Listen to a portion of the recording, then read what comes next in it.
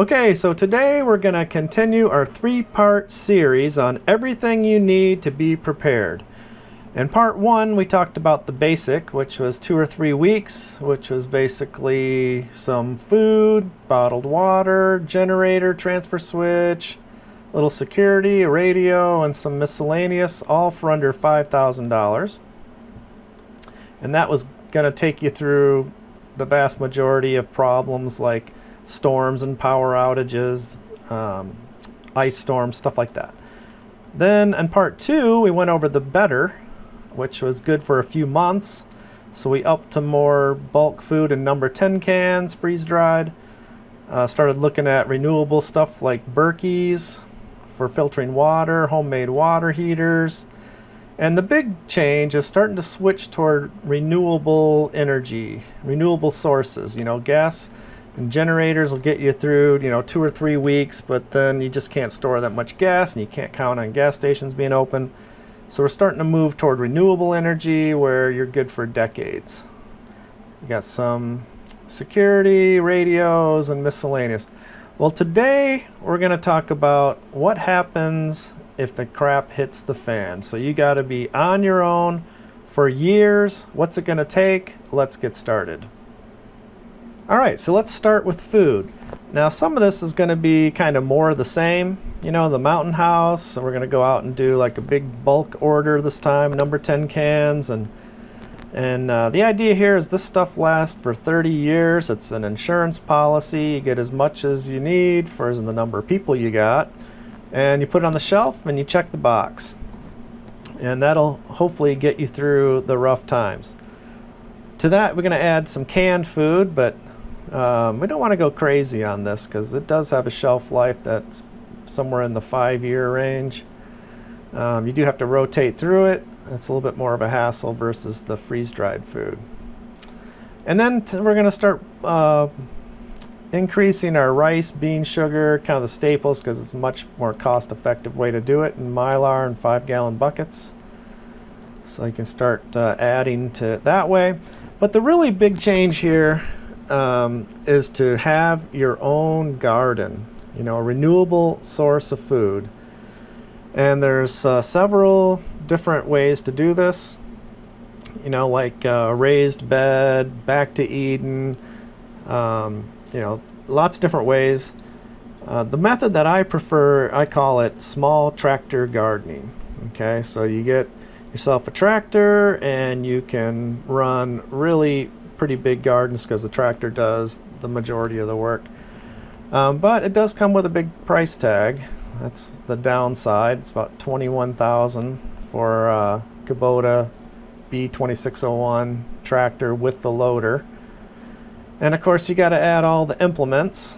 So we're going to add a disc and a middle buster for digging your furrows, a row hipper for building your rows, and those three are somewhere in the $1,000 range. So those are relatively inexpensive, maybe $1,500 depending on the disc you get. Then we're going to look at a tiller. You got to have a tiller. Tillers are great. I love tillers, but they're about $1,800. One of the more expensive pieces, but great to have. And we got a grapple. The grapple is my favorite implement. You just haven't lived until you've had a tractor with a grapple. It is the most effective thing you can do with a tractor, and it'll save your back. I wish I did it 20 years ago.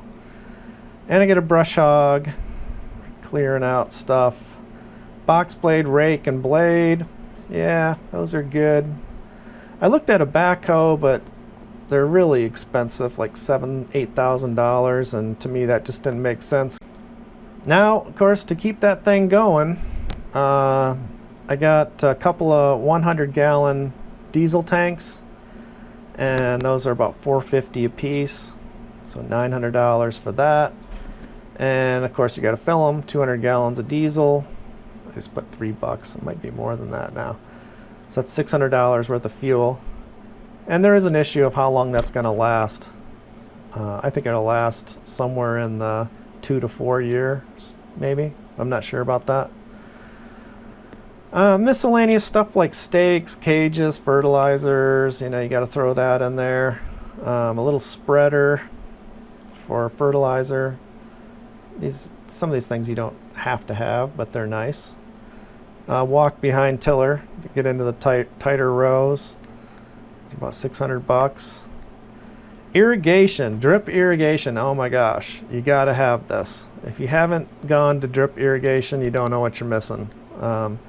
It's a little bit of work to set it up, but I have, geez, how many feet of this? Probably close to 2,000 feet, and I can turn on one valve and water my whole garden in half an hour and have hardly any wasted water.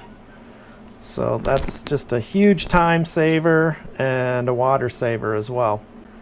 And then of course there's the hand tools, rake, shovels, hose, all that kind of stuff. So throw in another $500 for that. Now of course once you grow the food, you have to preserve it.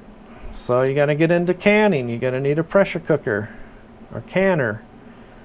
I love this 30-quart All-American canner. You can do 14 quarts at a time. I've done 56 quarts in one day with this canner. You can just crank them out. It's really nice. A little pricey, $350, but well worth it in the time you save. Canning kits, jars, lids. You need a burner. I love having this little Bayou Classic burner because here in Florida it's so hot. I would never want to can inside. It would just be horrible. So having this little burner, I put it out on the back porch and do all the canning outside and keep all that heat out of the house. Of course, it needs a propane tank. So once we've grown the food, we've preserved it, now we got to store it. You got to have some place to put it. So you've probably seen my pantry tour video already, or check it out. I'll put links to the stuff at the bottom. But I built all these pantry shelves myself, and I got videos on how you can do that. So I got a big shelf, and then I got the rolling rack, which is slanted, so all your canned goods get rotated automatically. So check that out. So that's it for food. All right, so let's talk about water. All right, so before we started with just bottled water, then we went to the Berkey so we could filter. I think the best solution by far is to have a well. If you live out in the country and you got a well, you got an endless water supply. So I did add a simple pump in case, I have lots of ways to run our electric pump, but if they all failed, you got a hand pump and you can just hand pump the water out. Now I am going to go back into our existing well and pull that pump out and add 2 soft start pumps that run easily off of the solar. It's not as much of a shock on the startup current. So that'll probably run about maybe 3,000 or so. A couple of pumps put in. And I'll put the simple pump in all at the same time. All right. And the next thing on the power, I already got the solar and the backup generator and all that stuff. So the next thing is to add a 500-gallon propane tank. I'm going to bury it. And they're expensive. Filled up with 400 gallons of propane is $4,500. That's mainly just to run the cooktop. It's for cooking and for canning. Not going to use it to heat, so it'll last for probably 15 years, depending on how much we burn through it. All right, so that brings us to security, and I really don't talk too much about security, so I don't think I'm going to start now, but I'll just put this in here for reference. This is a pretty good little build out. You can kind of pause it and run through here if you're so inclined, but there are lots of good channels on this. So let's go to communications. I already had this. Remember, this is added to the basic and the better, so this is on top of that. All right, so we already got all those radios. The only thing I didn't add yet was the ham radio at about $800 for that, which is a great thing to have. Cash, gold, and silver. I just put down just as a placeholder here. You can put whatever numbers you want in here, but good to have some cash, and you know, of course, gold and silver will preserve your wealth in the event that the fiat currencies go to zero, which is likely. That's another story. So the total for this section is about 56,000.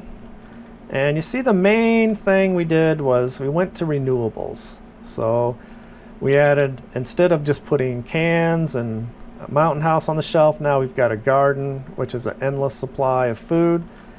And instead of generators and gas, we've got solar, which is an endless supply of power, sort of. So, you know, that's how you get to self-sustainability, is the renewables, right? Not just putting back. If you think of, I guess, prepping is putting stuff back. That's for the emergencies. Whereas homesteading is your gardening and stuff like that, where you can just go on forever. So that's it for this one. Thanks for watching. See you on the next one.